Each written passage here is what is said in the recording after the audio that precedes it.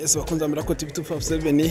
Uno munsi twasanze tuje muri lancement officiel ya filime bise agatsirikwa ntigahere. Mubigaragara rero murabona ko abakinyi bayo basa n'abariko barakigwa binjira muri sare aho biza kubera. Murabona ko tuko turakira izo Chris hamwe na Kadoha Ver tuko turakira abandi bakinyi benshi bakinye filime agatsirikwa ntigahere. Murabona rero kuno munsi twasanze duja mu birori bikomeye cyane, ibirori bimeze neza. Murabona ko bagiye mu kibanza cyo kwifotorezamwo babakinyi banyu. Rero no munsi twamaze kubazana ngaha kuri set ya Miracle TV 257 mu ryohigwe mwishime munezigwe turi kumwe twese ngo birashoboka kavuze wa muvyeyi wacu.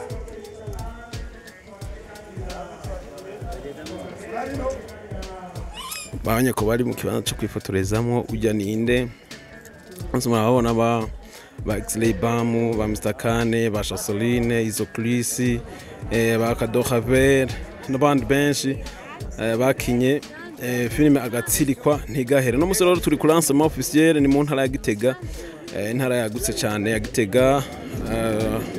Tusanzwe turi no kuri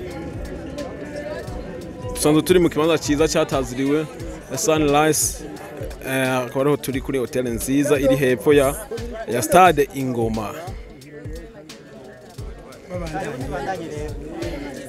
Rero nko mubona rero bakaba bariko barabakira babaganisha mu kibanza ciza bateguye cyo kugira ngo berekaniremwo filime ijya mbere mu ntara ya Gitega. Kuno munsi watewe iteka muri Gitega n'abakinyi ba filime agatsirikwa ntigahere. Nk'ibigaragara rero twamaze kuba twakira abakinyi ba filime bariko barinjira mu kibanza ciza. Murabona rero ko turi kumwe na manager wa BMT Buja, turi kumwe n'abandi benshi. Sari ruzuye kabisa, ibirori byatewe iteka n'abantu benshi cyane gose. Rero natwe mutwemerere tugende twinjira aho biriko birabera. MC uno munsi mwamaze kubona ko ari ibintu biryoshye cyane. Ni Miracle TV 257 muri kumwe nk'ibisanzwe.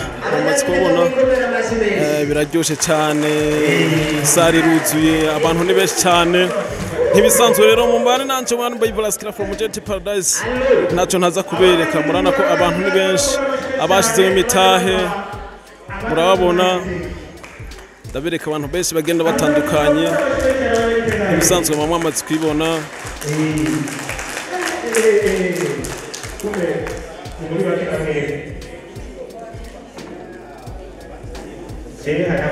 ibi birori byatwitekana abantu benshi, abamenyesha makuru, abanditsi, abakinyi ba filime. Murana ingene baberewe n'ivyana kabisa. Ubu ni Chasoline, murana ingene baberewe. Ubu ni Mr Kane, ni Kadoha Veile, ni izo Chris umwanditsi wa filime agatsirikwa ntigahere, ni Xley Bamu. Mwamaze kubabona bose 257 films. Mwamaze kubona uru rwa Rwanda rusanzwe rukora amafilime, ubwo ni rwa Rwanda rusanzwe ruhingura amafilime ahingurirwa neza na neza muri plus 257 films. Mwamaze kubona ibintu biraryushe cyane wiwi. Mwamaze kubona n'abandi benshi basanzwe bakina amafilime ngaha mu ntara ya Gitega bamaze kuza kuba baje gutera iteka bino birori. Ibirori biraryushe cyane, mubane natwe ntacyo naza kubereka. Ndi kumwe namwe nka One Biblaskira from Jet Paradise KBBC televiziyo ni Miracle TV 257, nta na kimwe mutaza kubona.